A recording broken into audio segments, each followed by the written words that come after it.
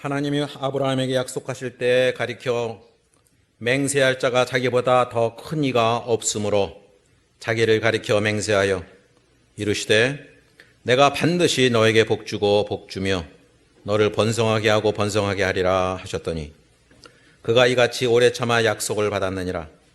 사람들은 자기보다 더 큰 자를 가리켜 맹세하나니 맹세는 그들이 다투는 모든 일의 최후 확정이니라. 하나님은 약속을 기업으로 받는 자들에게 그 뜻이 변하지 아니함을 충분히 나타내시려고 그 일을 맹세로 보증하셨나니 이는 하나님이 거짓말을 하실 수 없는 이 두 가지 변하지 못할 사실로 말미암아 앞에 있는 소망을 얻으려고 피난처를 찾은 우리에게 큰 안위를 받게 하려 하심이라. 우리가 이 소망을 가지고 있는 것은 영혼의 닷 같아서 튼튼하고 견고하여 휘장 안에 들어가나니 그리로 앞서가신 예수께서 멜기세덱의 반차를 따라 영원히 대제사장이 되어 우리를 위하여 들어가셨느니라. 아멘.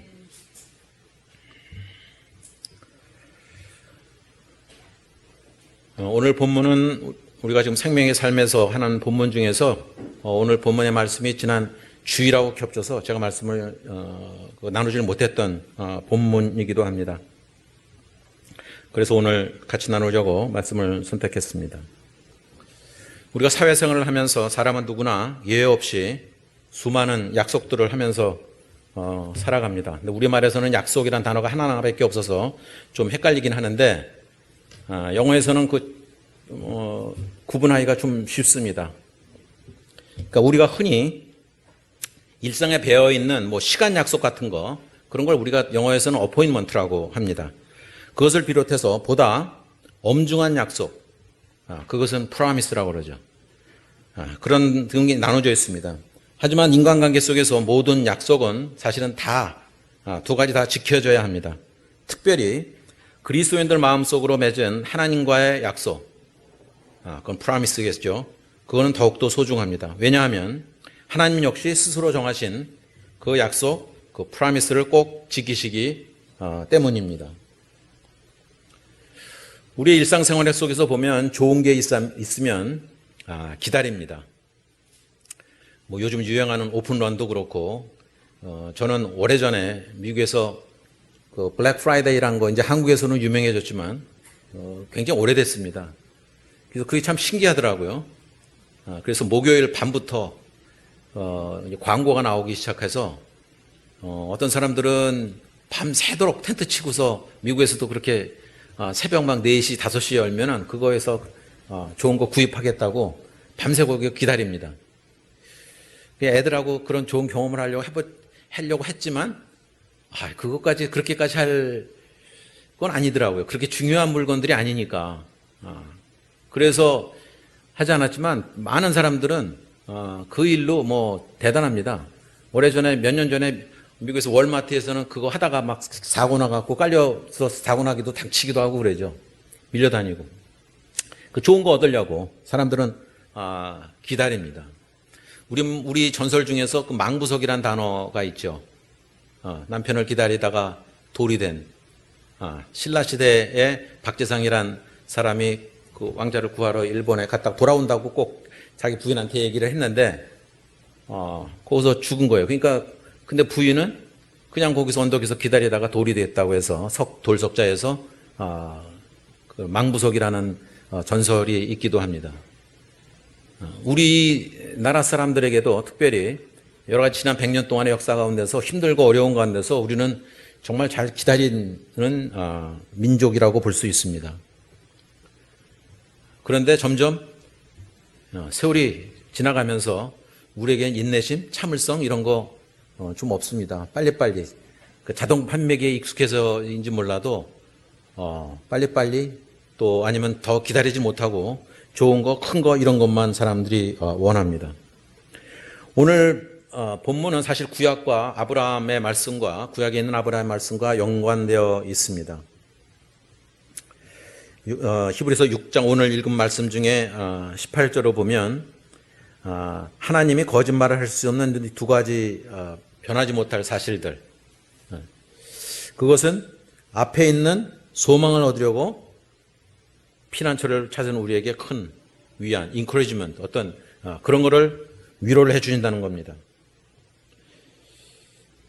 사람들은 자기 앞에 있는 소망, 뭐 그런 걸 잡으려고 애를 쓰죠.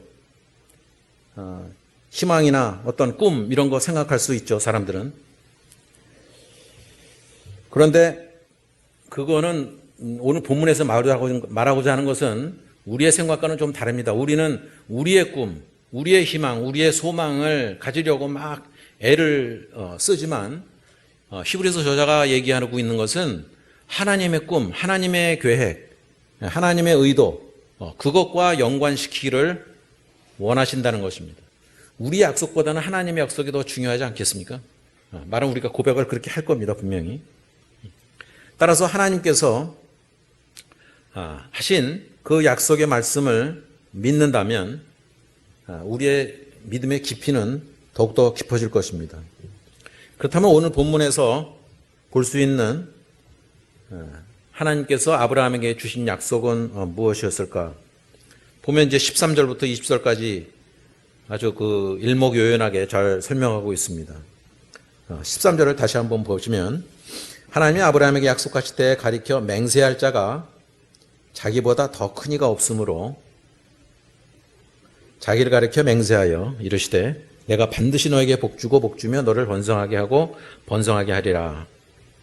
하나님께서 아브라함에게 약속하셨을 때 아브라함에게는 맹세할 더 큰 이가 없었습니다. 그래서 스스로 아브라함에게 반드시, 다른 성경에서는 정령이라고 그랬죠. 반드시 너를 복주고 번성하게 하리라 라고 약속을 하신 것입니다. 아브라함의 삶을 돌아다 보면 노아 홍수의 그 여파로 아브라함을 하나님께서는 선택하셨습니다. 하나님께서는 자신의 목적을 이루고 성취할 자가 누구인가를 늘 찾고 계십니다. 그 중에 하나가 하나님 눈에 들어온 사람이 바로 아브라함이었습니다. 그 가운데서 우리가 이어진다면 예수 그리스도가 다음에 나타나는 것입니다. 처음에 하나님께서는 아브라함에게 땅의 모든 족속이 그로 말미암아 복을 받을 것이라고 약속을 하셨습니다. 창세기에 나오는 말씀이죠. 그리고 나중에는 이제 15장에 나오는 말씀에서는 하나님께서는 아브라함에게 그의 후손이 별과 같이 많을 것이라고도 약속을 재확인해 주셨습니다. 그러니까 자녀 없이 여러 해를 보냈습니다. 그러다가 이삭이 태어났는데 그 말씀이 실현된 것을 우리가 성경을 통해서 볼 수 있죠. 그런데 그런과 동시에 그 자라났을 때 하나님께서는 아브라함에게 다시 말씀하십니다. 내가 반드시 너에게 큰 복을 주겠다고, 그러면서 너의 자손이 크게 불어나서 하늘의 별처럼 바닷가의 모래처럼 많아지게 하겠다고 약속하신 것입니다. 히브리서가 하나님을 인용할 때 내가 반드시 너에게 복을 주고 너희를 번성케 하리라는 하나님의 세 번째 약속이라고 볼 수 있습니다. 그렇다면 하나님께서 아브라함에게 하신 약속이 무엇일까요? 예컨대 후손을 많이 낳았고 또 그의 후손은 또 모든 민족을 만들고 또 그 안에서 복을 누릴 거라고 말씀하시죠.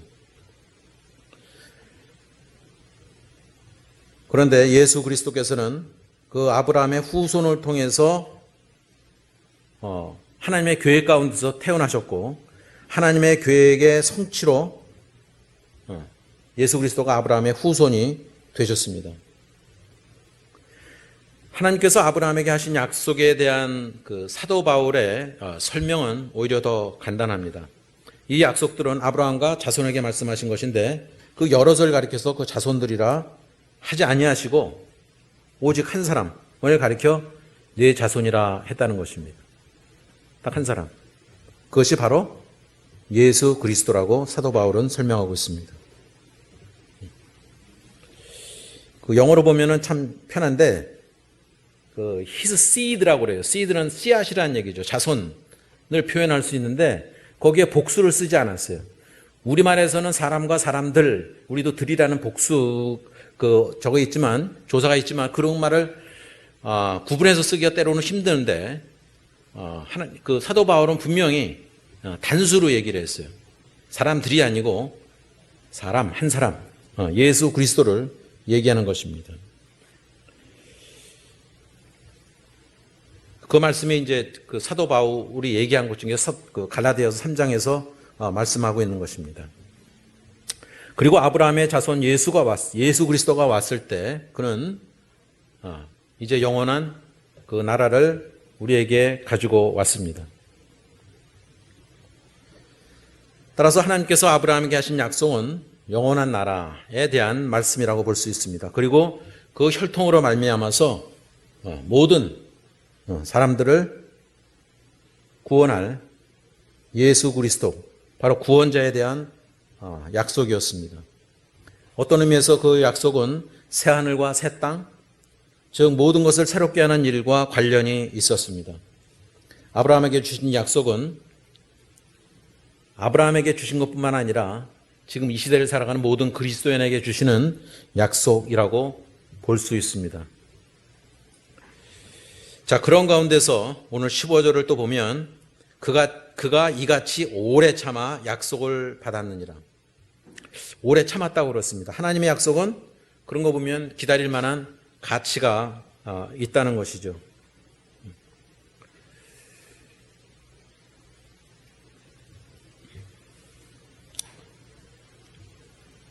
따라서 그리스도인들은 하나님의 약속의 일부입니다. 그러기에 우리가 지금 예수 그리스도를 기다리고 있는 것과도 마찬가지입니다. 2000년 전에 십자가에 못 박히신 이래로 모든 그리스도인들은 자신을 돌아보고 또 기독교의 역사를 한번 다 돌이켜 봤습니다.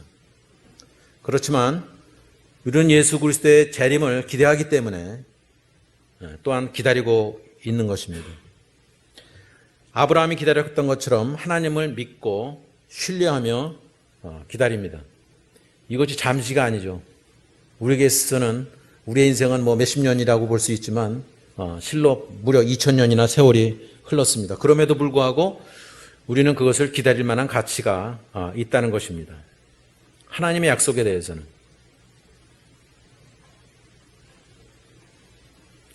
성격이 급한 사람들은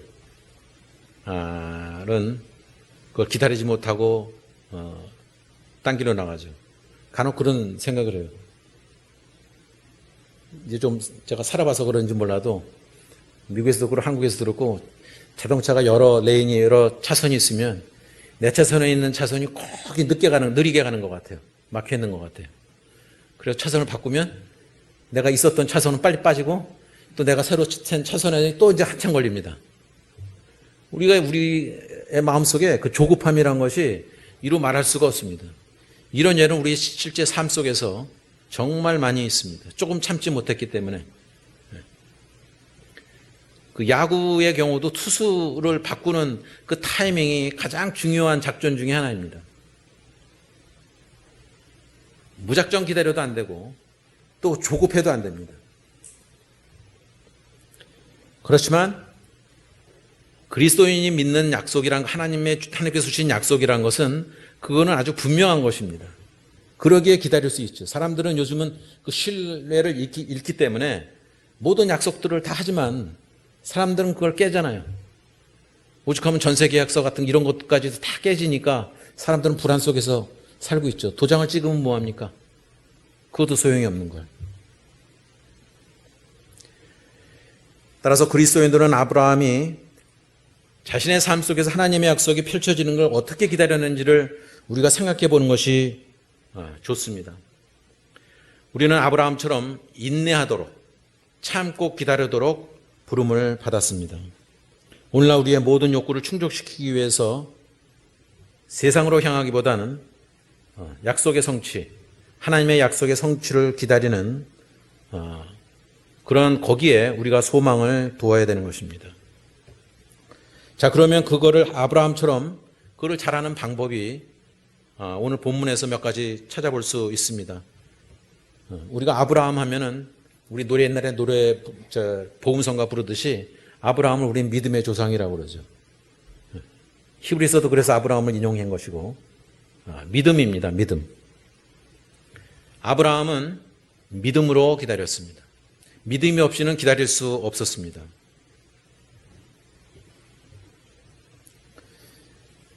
살다 보면 세상에서 정말 중요한 것들 많지만 정말 믿음만큼 중요한 것은 없습니다. 창세기에서는 여호와를 믿음에 그것을 의로 여기니라 라고 기록하고 있습니다. 아브라함은 하나님의 약속, 참으로 위대한 약속을 하나님으로부터 들었고 또 하나님께서 그것을 행하실 것이라고 확실히 믿었습니다. 그리고 성경에 하나님께서 그의 말씀을 지키실 것이라고 믿었습니다.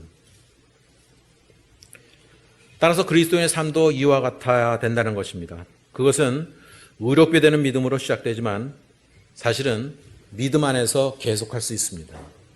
처음에는 의로 말미암았다고 하더라도 믿음이 없으면 그걸 지켜나가기가 쉽지 않습니다. 변심하죠. 마음을 바꿉니다. 세상에 잘 믿었다가 세상으로 다시 빠져나간 사람들이 얼마나 많이 있습니까? 그래서 사도 바울은 고린도 후서에서 우리가 믿음으로 살며 보는 것으로 되지 아니한다고 말하고 있습니다. 그리스도의 삶이란 것은 하나님에 대한 신뢰의 삶이고 하나님께서는 우리에게 그 자신과 그분의 말씀과 그분의 복음에 대한 증거를 사실은 주셨습니다. 문제는 때로는 우리가 앞이 가려져서 잘 보지 못하니까 어려움이 있는 거죠. 두 번째는 역설적이지만 아브라함도 중간에 믿음이 없었습니다. 그것은 믿음의 어떤 실책이 실수가 그의 인생 가운데서 있었습니다. 조급함 때문에. 하갈을 취한 것이 바로 대표적인 케이스입니다. 하나님께서 약속을 하셨지만 그것을 기다리지 못했어요. 그리고 자기 마음대로 해서 그의 종 하갈을 임신시키고 말았습니다. 그 역사가 지금까지도 이어지고 있는 것이죠. 나이가 들어감에 따라서 하나님의 약속에 대한 신뢰가 아브라함에게 있어서는 무너졌습니다. 그는 하나님의 약속을 시작하기 위해서 내가 어떻게 해보려고 자신이 해보려고 생각하기 시작했습니다. 그것이 말하자면 믿음의 실수였습니다. 우리 현실에서도 그런 갈등은 늘 있잖아요. 하나님의 선택이냐 나의 선택이냐. 늘 제가 얘기했지 하나님의 선택과 우리의 선택이 그 뜻이 딱 맞으면 정말 좋지만 때로는 아닐 수가 있잖아요. 그 본인이 느끼잖아요. 근데 결국은 우리가 취하는 결정은 우리의 마음대로 우리의 결정대로 가는 것이 큰 패착이 되기도 합니다. 따라서 그리스도인의 삶이라는 것은 비록 믿음으로 살아간다 할지라도 필연적으로 우리의 믿음이 마땅히 그래야 할 만큼 강하지 않은 순간들을 우리가 맞이하게 됩니다. 그때가 인생의 고비겠죠. 믿음의 고비, 신뢰의 고비가 될 것입니다. 또 하나는 거듭 말씀드리지만 아브라함에게 있어서는 그 믿음의 그 실수도 있었지만 오랫동안 기다렸습니다. 아브라함과 마침내 사라가 아들을 낳았을 때 아브라함은 100세였다고 우리가 알고 있습니다. 이는 약속을 받은 지 25년 후였습니다. 그들은 그 아이의 이름을 이삭이라고 지었고 이삭은 62세가 될 때까지 아이를 갖지 못했는데 따라서 어찌 보면 아브라함이 약속을 받은 때부터 첫 손자가 태어날 때까지는 25년 플러스 62년이니까 무려 87년을 기다려야 했습니다. 짧은 세월이 아닙니다. 충분히 그럴 말이죠. 한 10몇 년만 지나도 약속하신 거 어떻게 됐습니까? 막 따질 만도 한데. 그리고 그가 죽기 전에 또 다른 15년이 또 흘렀습니다. 아브라함은 하나님께서 그에게 약속하신 그 말씀을 기다리며 견뎌냈습니다. 좀 현실과 동떨어진 어쩌면 고답적인 표현이 될지 모르지만 그리스도의 삶이란 것은 기다림의 연속이라고 볼 수 있습니다. 우리의 죽음에 대해서도 그렇고 예수 그리스도의 재림에 대해서도 그렇고 기다림의 삶은 때때로 하나님의 약속의 성취를 위한 그 긴 기다림을 뜻합니다.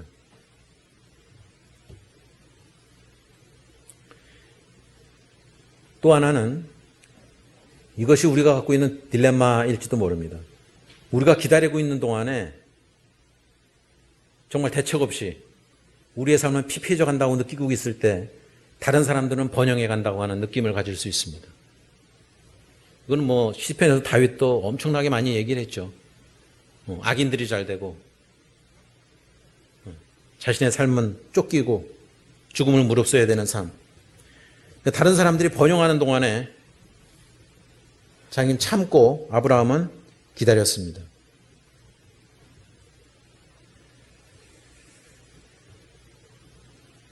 하나님께서는 아브라함에게 하신 약속을 하지만 그 가운데서 재확인시키셨습니다. 하지만 그 순간에 아브라함에게 남은 것은 사실은 후손들이 많아질 거라고 그랬지만 이삭뿐이었습니다. 너무 오랜 시간 이삭뿐이었습니다. 그런데 하나님의 약속을 새롭게 듣고 곧바로 한 사자가 아브라함에게 왔습니다. 오랫동안 잃어버렸던 아브라함의 동생 나홀에 대한 소식을 전해준 것이었습니다. 나홀에게는 12명의 아들이 있었습니다. 어찌 보면 그 타이밍은 아주 완벽했습니다. 약속의 바로 그 순간 아브라함은 기다릴 필요가 없는 또 다른 누군가를 또 목격해야 했습니다. 세상은 모든 그리스도인들에게 이렇게 말할 것입니다. 당신은 그거 가질 수 있어. 지금 그냥 가져. 기다릴 필요 없습니다. 없다고. 굉장히 달콤한 유혹입니다. 하지만 그리스도의 삶이란 것은 다른 사람들이 번영하는 동안에 다른 사람들이 잘 되고 있는 순간에도 그리스도인들은 기다릴 줄 알아야 됩니다. 왜냐하면 오늘 본 말씀에 이어서 계속 나옵니다. 16절과 17절을 보면 사람들은 자기보다 더 큰 자를 가리켜 맹세하나니 맹세는 그들이 다투는 모든 일의 최후 확정이니라. 영성경에서는 swear라고 됐어요. 막 선서하는 거예요. 선서. 하나님은 약속을 기업으로 받는 자들에게 그 뜻이 변하지 아니함을 충분히 나타내시려고 그 일을 맹세로 보증하셨나. 이보다 더 확실한 약속의 말씀이 있을까요?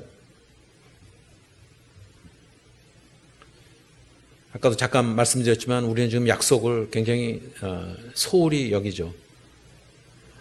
아마 잘 지키려고 노력하는 거는 뭐 KTX 시간이나 비행기 시간 정도는 잘 지키려고 하지만 사람과 사람들의 약속에 있어서는 소홀히 여깁니다. 그런 세대 속에서 우리가 살고 있습니다. 선서, 계약서, 증인 뭐 이런 것들 다 그런 약속을 어떻게 잘 지켜보려고 방법들을 많이 고안해내지만 그것이 헛수고가 되는 경우가 많이 있습니다. 그럼에도 불구하고 그 약속이라는 것은 그럼에도 불구하고 중요합니다. 어떤 계약서 없이 뭐 자동차나 집 매매 할 수 없습니다.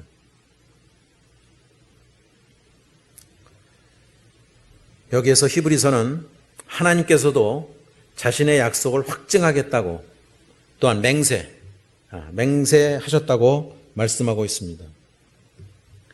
그분의 약속이 결코 변하지 않을 것이라고 또 그분의 계획이 펼쳐질 것이라는 것을 확인시키려고 맹세까지 하셨다고 그럽니다. 그렇다면 하나님의 그 보증의 맹세는 무엇입니까? 하나님께서는 우리에게 약속을 해줬지만 그거를 어떻게 또 어떤 맹세를 하셨습니까? 그것은 바로 하나님의 말씀으로 하셨다는 것입니다. 하나님의 말씀. 이것만큼 중요한 것이 없죠. 그것이 성경이라고 볼 수도 있고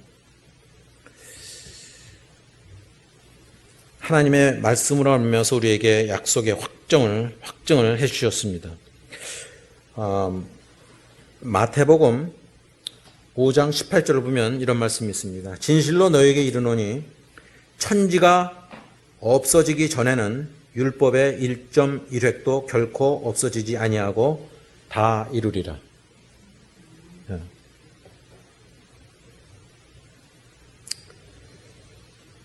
지난 2000년 동안에 걸쳐서 이 성경에 다양한 저자들이 있죠. 쓴 사람들이 정말 여러 명이지만 여러 가지 형태를 통해서 하나님의 이야기를, 하나님에 관한 이야기, 하나님을 더 알 수 있는 그 이야기를 보여줍니다.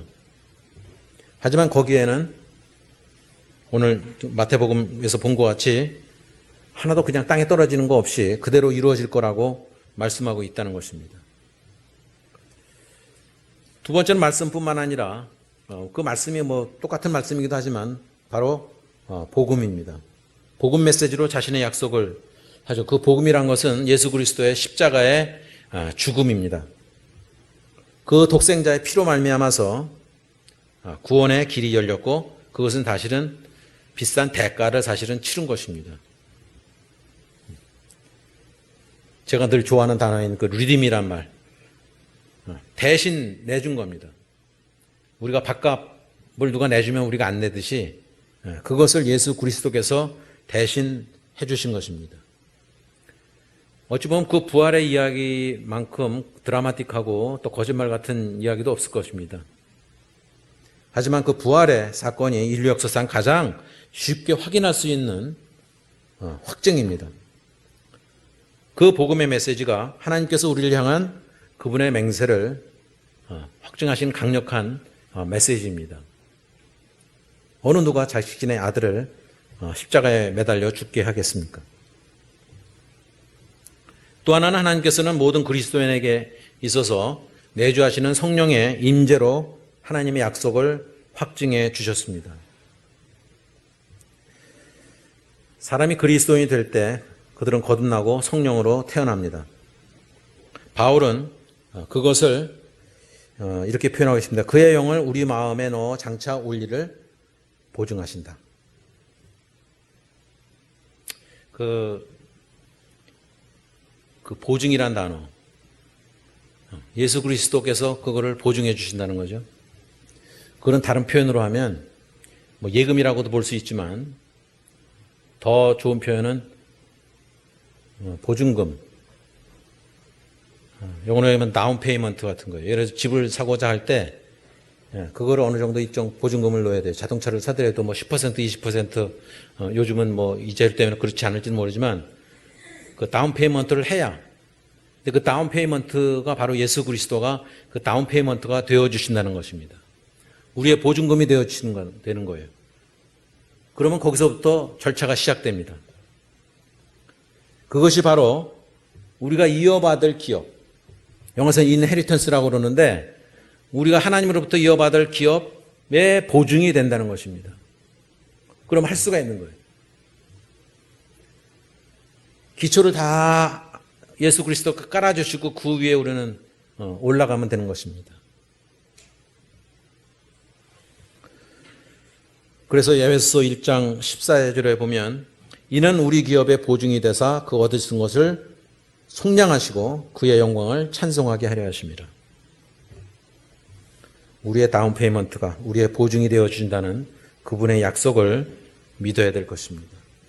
하나님의 그 영의 임재는 하나님의 약속을 지키시겠다고 하는 가장 좋은 방법입니다.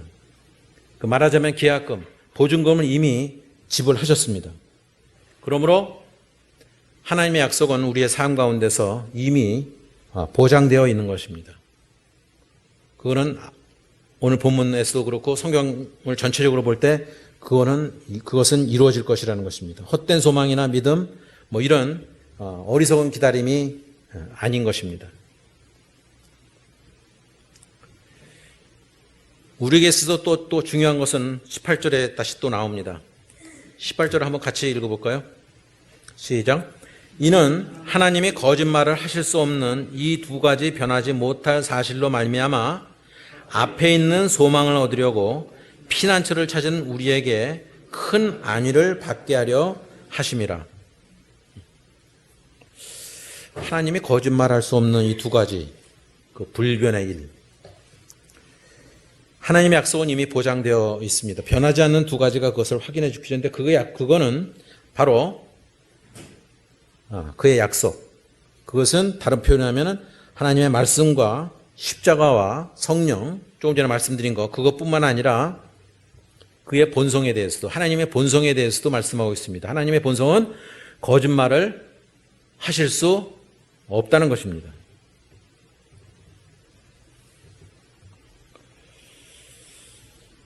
그래서 요한복음 14장 2절에서 3절에 예수님께서 이렇게 말씀하십니다.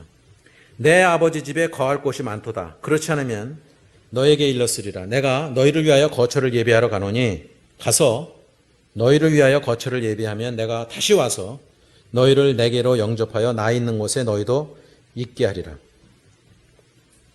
하나님의 약속일 뿐만 아니라 예수 그리스도의 약속입니다. 그분의 약속은 반드시 이루어질 것이라는 것입니다. 하나님의 약속과 또 그 하나님의 그 본성에 비추어 볼 때 그리스도 안에서 예수 그리스도 안에서 피난처를 찾아서 도망친 사람들을 위해서 예수 그리스도 안에서 그 사람들은 반드시 격려를 받아야 된다는 것입니다. 우리는 우리 앞에 놓인 희망을 굳게 잡는 온전한 담대함을 가져야 됩니다. 인생에서 겪는 낙담의 직면에서 거기서 좌절과 또 굴종을 하지 아니하고 하나님과의 약속을 믿으면서 하나님의 미래에 대해서 담대하고 확신에 찬 삶을 살아야 될 것입니다. 시련과 질병 또 뭐 여러 가지 유혹과 미혹들 그런 가운데서 직면하면서 하나님의 약속에 대한 희망이 있어야 됩니다. 그 소망을 잊지 말아야 됩니다. 그냥 순탄한 길을 잘 닦아놓은 길만 가는 게 인생이 아니지 않습니까? 난관도 많고 거친 길을 헤쳐나가야 됩니다. 또 그래야 그것이 가치가 있죠. 제가 좋아하는 스포츠 중에 특별히 육상 경기 좋아한다고 옛날에 말씀드렸지만 그 중에 하나는 또 장애물 경기예요. 그 허들을 넘는 것. 그것처럼 다이나믹한 인생을 표현하는 것이 없는 것 같아요. 그 10개를 이렇게 막 넘어갈 때 힘의 밸런스를 잘 유지하고 그것을 균등하게 힘을 써야 마지막에 허들을 넘을 수 있습니다. 처음에만 다 써버리면 나중에 가서 걸려서 넘어져요. 한 번 넘어지면 지는 겁니다. 그러니까 자기의 인생을 길이를 놓고 볼 때 잘 나누어서 균등하게 나누어서 마지막 허들까지 넘을 수 있어야 됩니다. 누구에게나 인생은 참 쉽지 않습니다. 고난이 많이 있습니다. 그리스도인이 되면 예수를 믿으면 모든 물이 착착착착 모든 문제가 착착 해결될 줄 알았지만 그렇지 않은 경우가 정말 많습니다. 하지만 그런 가운데서도 그리스도인들은 확신과 희망의 이유가 있습니다. 그것이 삶의 전부가 아니라는 것을 압니다. 또 그런 것을 통해서 하나님께서는 우리를 새롭게 하시고 모든 문제들을 헤쳐나가게 해주신다는 것을 믿어야 됩니다. 이게 말처럼 쉽지 않죠. 엊그저께도 다시 한번 생각하게 됐는데 저 뭐 이름은 얘기하지 않더라도 제 친구 피아니스트 있잖아요. 미국에 사는. 조카 손자가 9살에 작년 12월에 생일이 크리스마스인데 12월 22일에 부모가 이제 뭐 검사기도 하고 뭐 잘 사는 집안이에요. 근데 늘 아이랑 같이 있었어요. 그런데 크리스마스 때니까 선물을 애한테 갖다 준 거예요. 그리고 아빠가 잠깐 여기 마트에 간다고 같이 나가자 그랬더니 이제 장난감에 정신이 빠져 있으니까 아빠 갔다 오라. 나는 이거 장난감 가고 놀겠다고. 그러니까 잠깐 불과 뭐 몇 분도 안 되는 순간인데 그러고 나갔어요. 근데 그 사이에 애가 마음이 변한 거예요. 아빠를 따라 나가야 되겠다. 나갔더니 없어요. 그러니까 베란다로 이제 아빠를 부르라고 베란다에 나갔다가 몸이 기울어지면서 베란다에서 떨어져서 죽었어요.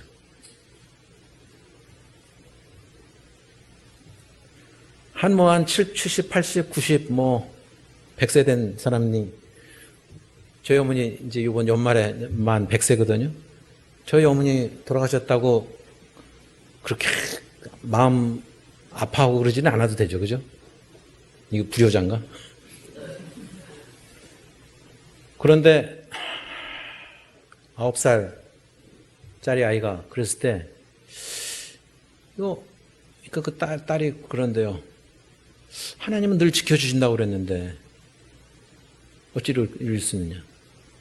그 위기를 통해서 때로는 이게 더 단합이 되고 부부간에 서로 잘못을 따지지 않고 하나님의 뜻을 했는데 그 시간까지가 정말 오래 걸립니다.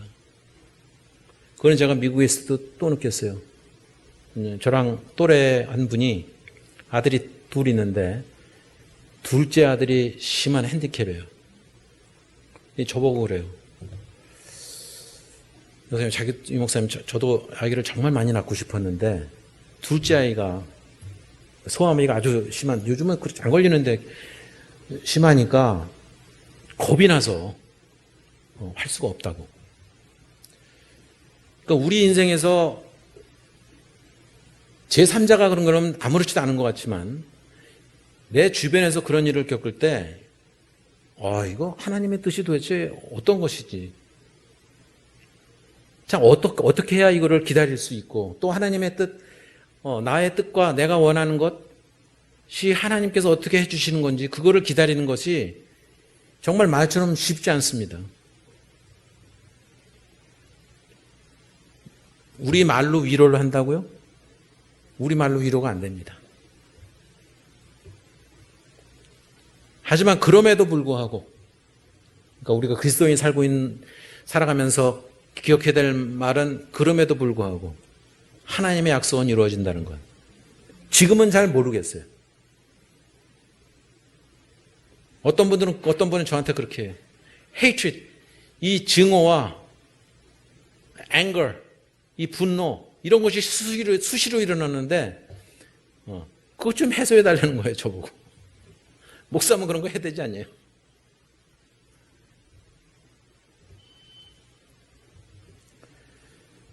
그럼에도 불구하고 하나님의 약속은 오늘날 우리 삶에서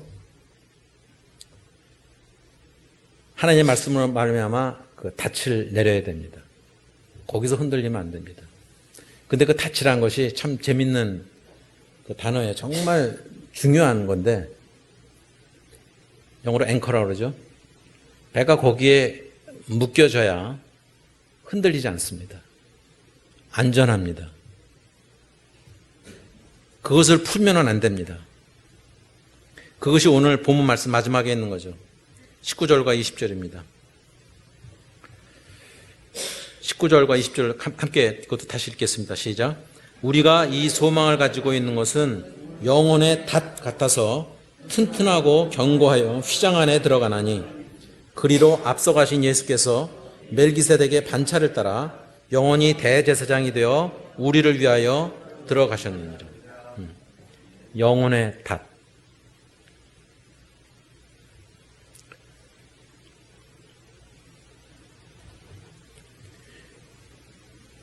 이 오늘 말씀에서 어찌 보면 희망의 상징으로 한번 사용됐지만 이 닻이란 것은 고대 세계 속에서도 가장 흔히 볼 수 있는 희망의 상징이었습니다. 그 닻이란 것은 인생의 폭풍우가 치는 바다에 꼭 필요합니다. 여러 가지 삶의 트라우마, 아니면 문제, 그 다음에 질병, 또 피로, 건강을 잃는 문제들, 그런 모든 문제들 가운데서 하나님의 약속의 안에 있는 그 앵커, 그 닷과 연결될 때 효과적으로 견뎌낼 수 있습니다. 뭐 다른 방법이 없어요, 사실은. 하나님의 말씀에, 약속의 말씀에 그냥 닻을 내리고, 물론 흔들리긴 하겠죠. 그죠? 폭풍우가 치면은 닻을 내려도 흔들리긴 하지만 휩쓸려 내려가진 않습니다. 따라서 그 닻은 단단해야 됩니다. 이 삶과 이 나라가 전부가 아니라는 것입니다. 그런데 때로가 아니라 뭐 실제로 그렇죠. 그 닻은 우리 눈엔 잘 보이지 않습니다. 물속에 들어가 있습니다. 그럴 때 안정되게 그거를 붙들 수 있다는 것입니다. 또 그로 말미암아서 삶이 표류하게 될 때 표류하는 것을 방지해 줍니다.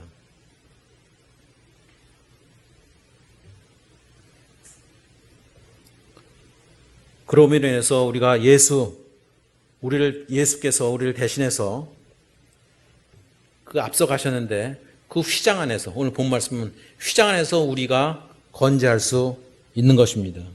하나님의 진정한 보좌에 들어갈 수 있는 것을 예수 그리스도와 더불어서 할 수 있는 것을 말씀하고 있습니다.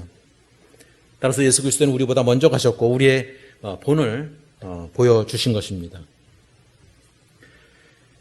아브라함은 자신의 생명에 대한 하나님의 약속을 믿었기 때문에 그 인내의 닻을 내린 사람이었습니다. 두려움과 걱정, 스트레스와 고통이 누구에게나 옵니다. 하지만 인생은 이러한 질병과 이런 어려움 속에 가득 차 있지만 아마도 그것은 우리를 휘장 뒤에서 하나님의 보좌의 방으로 인도하는 또 하나의 하나님의 방법일지도 모릅니다. 한 가지 재밌는 표현이 호수아비를 우리가 왜 세웁니까? 호수가 있으면 새가 날아들지 못하게끔 그거를 보호하려고, 논밭을 보호하려고 하죠. 근데 이런 삶의 고통이 사실 우리한테 다 있는데, 오래전에 제가 사촌이 이러는데, 사촌 형들, 형제가 둘이 있는데, 그 동생이 있다가 뭔가 좋은 거를 얻었어요. 그래갖고 서랍에다가 거기다 감춰놓고 거기다 이렇게 써놨어요. 여기 중요한 거 없음.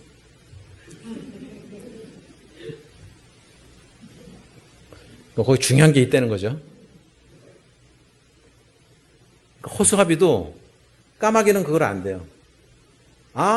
호수아비에 있다는 얘기는 거기에 뭔가 중요하고 먹을 만하고 뭔가 중요한 거 가치 있는 것이 있다는 것을 알려준다는 거죠. 우리의 시련과 우리의 고통, 우리의 아픔, 이런 것은 어쩌면 호수아비 같은 존재일지도 모릅니다. 그 안에 하나님의 약속, 하나님의 진리, 하나님의 말씀, 거기서 그것을 깨달을 수 있는 계기가 됩니다. 저도 어찌 보면 남부럽지 않게 어려움을 겪었습니다. 그런데 감사하는 마음이 커요. 옛날엔 과거에 보지 못했던 것들을 지금은 볼 수 있는 것. 그리스도의 삶이란 것은 그런 거 자꾸 볼 수 있고 하나님의 마음을 더 볼 수 있는, 아픔을 통해서, 고통을 통해서 그런 것을 하나님의 약속 가운데서 우리가 볼 수 있습니다. 어쩌면 우리가 희망과 관심을 기울여야 하는 것은 다른 것이 아니라 바로 그 하나님의 약속, 오늘 본문에 있는 히브리서 저자의 그 의도, 하나님의 약속의 말씀을 믿는 것이, 그리고 거기에 닻을 내리는 것이 우리 그리스도인 모두의 인생의 목표가 되어야 할 것입니다.